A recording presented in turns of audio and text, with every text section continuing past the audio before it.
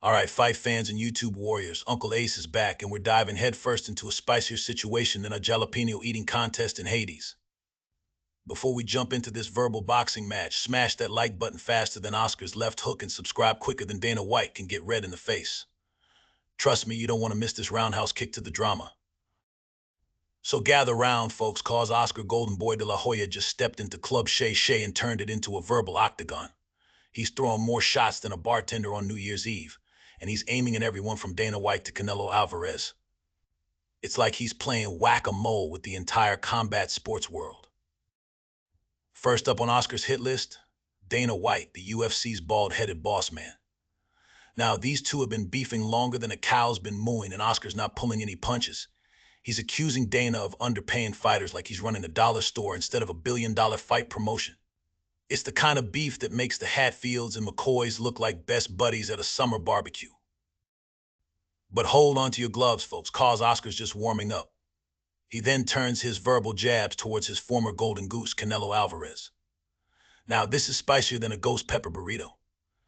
Oscar's talking about Canelo like a disappointed dad who found out his kid's been skipping boxing practice to play video games. He's questioning Canelo's choice of opponents faster than Canelo can cash his multi-million-dollar checks. It's like watching a telenovela, but instead of dramatic music, we've got the sound of Oscar throwing everyone under the bus. It's enough drama to make Shakespeare say, "Hold, buddy, take it easy." But wait, there's more. Oscar then shifts gears faster than a Formula One driver to talk about the one and only Floyd Money Mayweather. And let me tell you, it's smoother than Floyd's defensive skills.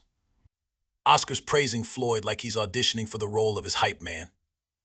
It's so sweet, you'd think Floyd had personally buttered Oscar's toast that morning. Now, why the love for Floyd when he's throwing everyone else under the bus? Well, that's the million-dollar question, isn't it? It's like trying to figure out why cats suddenly decide to be affectionate. It's a mystery wrapped in an enigma, stuffed inside a boxing glove. But the golden boy isn't done yet. He then turns his attention to his own protege, Ryan Garcia. And boy, does he lay it on thick. He's praising Ryan like a proud papa at a kindergarten graduation. It's so sugary sweet, you might need to check your blood glucose after listening. Oscar's talking about Ryan's potential like he's the second coming of Muhammad Ali, Sugar Ray Leonard, and Oscar himself all rolled into one. It's the kind of hype that would make even the most shameless boxing promoter blush.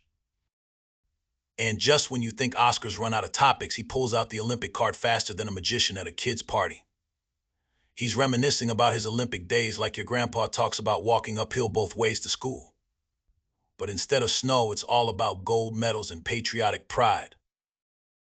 Oscar's Olympic stories are so nostalgic, you half expect to hear a Chariots of Fire soundtrack playing in the background. He's painting a picture of amateur boxing so rosy, it makes professional prize fighting look like a back alley brawl. Now let's take a step back and look at this verbal sparring session. Oscar's throwing more combinations than he did in his prime. He's got beef with Dana White that's well done and served with a side of salt. He's questioning Canelo's choices like a backseat driver on a road trip to Punchville. He's praising Floyd Mayweather like he's gunning for an invitation to Floyd's next birthday bash. He's hyping up Ryan Garcia like he's trying to sell tickets to the second coming. And he's reminiscing about the Olympics like it's the good old days of sock hops and malt shops. It's a roller coaster of emotions, opinions, and enough hot takes to burn your tongue. Oscar's not just stirring the pot, he's taken the whole dang kitchen and turned it into a boxing ring. But here's the million-dollar question, is Oscar speaking truth to power, or is he just throwing verbal haymakers to stay relevant? Is he the voice of reason in a crazy boxing world, or is he just crazy like a fox? These are the questions that'll keep boxing fans debating until the cows come home and then start debating with the cows. One thing's for sure, Oscar de la Hoya knows how to keep his name in the headlines. He's playing the media game like a virtuoso, hitting all the right notes to keep us talking. Love him or hate him, you can't ignore him. So there you have it, folks. Oscar de la Hoya on Club Shay Shay throwing more verbal punches than he did in his entire boxing career. It's either the most honest interview in boxing history or the most calculated PR move since Muhammad Ali said he could float like a butterfly. Either way, it's got us all talking, doesn't it?